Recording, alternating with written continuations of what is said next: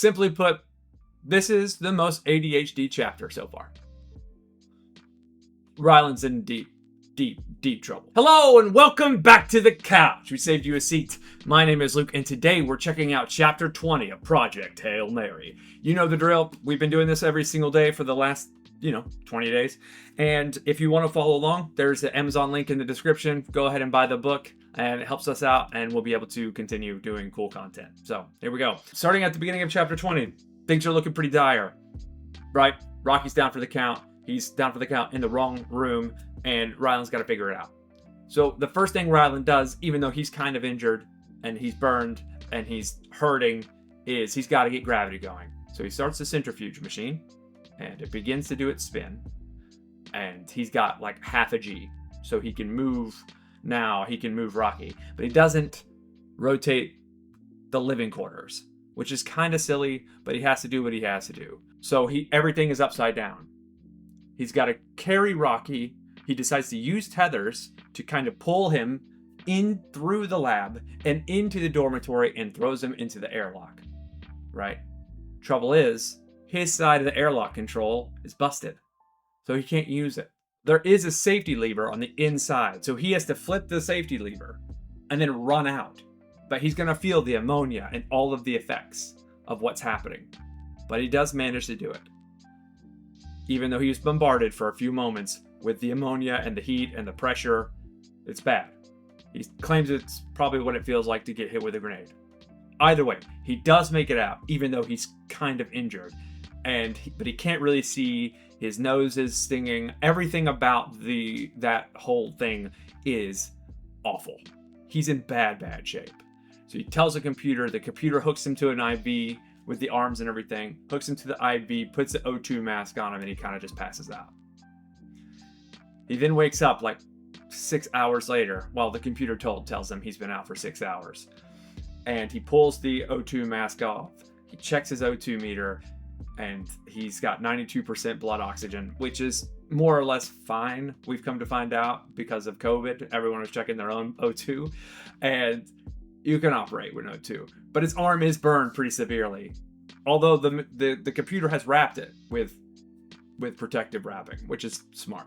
Goes back up to the cockpit. He gets the centrifuge machine going and he flips the living quarters. He gets the sampler. He takes it down to the lab. He's back and forth with Rocky. His arm is hurting. He begins his tests, right? Because he's got to do a test to see if the predators will attack the astrophage inside a self-contained vacuum container that has similar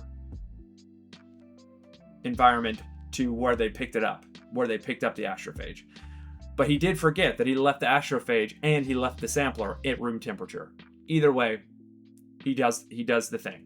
He builds the container, he builds the test, and puts the sampler in there. He does all of the things he should do in order to try to recreate what they're trying to find.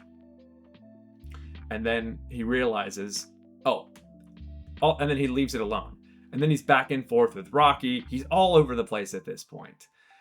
And he notices that there's soot, or he thinks there's soot, on Rocky's body. And he feels like he remembers from his notes that the O2 would have caused Rocky's insides to burn. So he figures it's soot. And how is he going to get rid of it? So he's got to he figures he can use a high pressure air thing to blow Rocky's body so that the black powder, the soot powder, goes away. So first thing he's got to do is build this box out of xenonite, or he builds a box and he's got to create a contraption with a camera so he can see where he's shooting, and he does. And he attaches it to the wall and he holds it there for 15 minutes and he just stays. Now, there's so much more pressure on the inside of the airlock than there is on his side that he has to hold that epoxy for a while. Because what happens if he drills this hole and all that pressure starts shooting out, the box it'll explode at him, right? He can't be there to use the drill. Also, he's got to do it from some other place because, like I said, the air pressure will hurt him. So he does get the box attached though. He goes back to the test and he realizes, the test is going on swimmingly, but I don't have any way of getting the samples out. This dude forgot to get the samples out. He's all over the place right now. And he's now feeling the super effects of the burn on his arm, which I think is way worse than what they're talking about. I think it's like a 3rd degree. Like, he's going to be scarred forever because of this. Well, as long as he lives, which might be not very much longer. But he's going to be scarred. And so he goes and gets painkillers from the dormitory, which is kind of silly because he's already all over the place, but you got to do what you got to do. If the pain is too much, it's too much.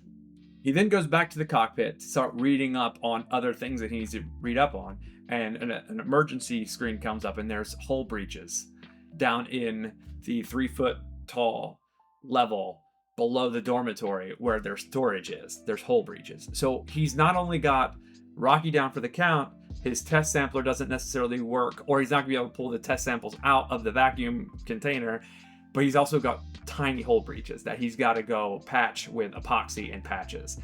Also, he can't see down there, right? It's not lit. So he's gonna have to crawl down there like a crawl space, and do all of this work. My man is struggling. And he's also on pain medication. My man is struggling. He did find the hull breaches easy, though. He said that they were frozen, which makes sense, right? Because space is cold. And it had frozen some of the environment that's inside the Hail Mary. So he's able to find them. He was able to get them patched up. Apparently their epoxy is super, super great.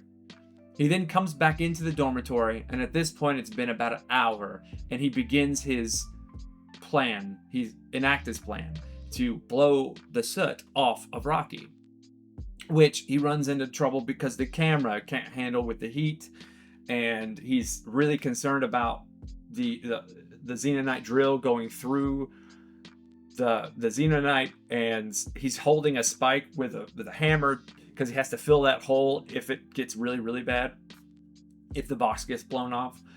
But he does manage to get it all to work, but the camera doesn't work because it melts in the heat. This guy is having trouble. I mean, Ryland is struggling. But he does wiggle the air gun, the pump, around and sees that it's flickering or manipulating or moving the inner airlock door handle. And so he's able to kind of direct it from there and clear all of this soot from Rocky's body. So, at least that's done. Rocky's soot's good. He's patched up everything. He's back and forth and back and forth and back and forth. He finally does it.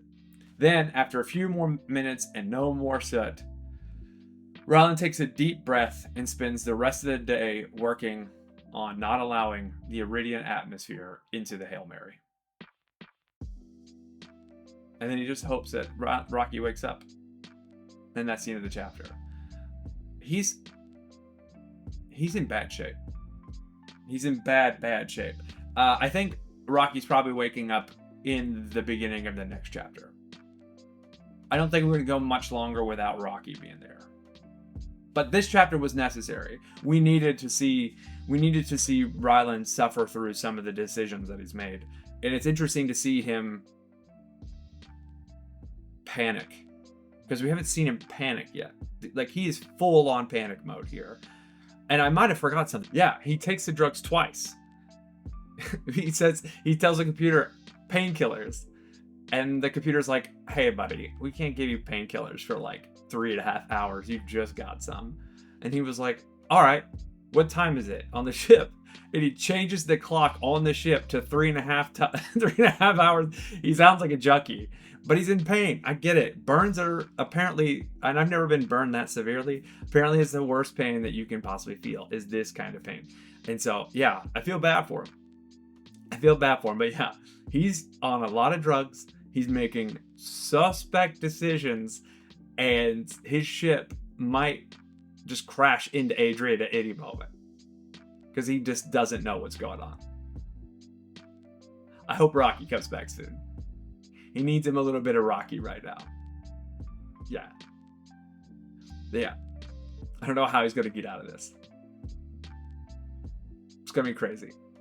How is he even going to get I guess Rocky will help him. How's he going to get the samples out of Rocky will help him.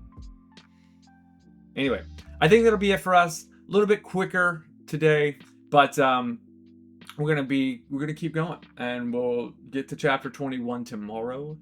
If you like this content, please like and subscribe and share. And once again, if you want to follow along or help the channel, click in the Amazon link in the description, and we'll be able to continue doing this sort of thing. So, thank you for your time, and until next time, later, taters.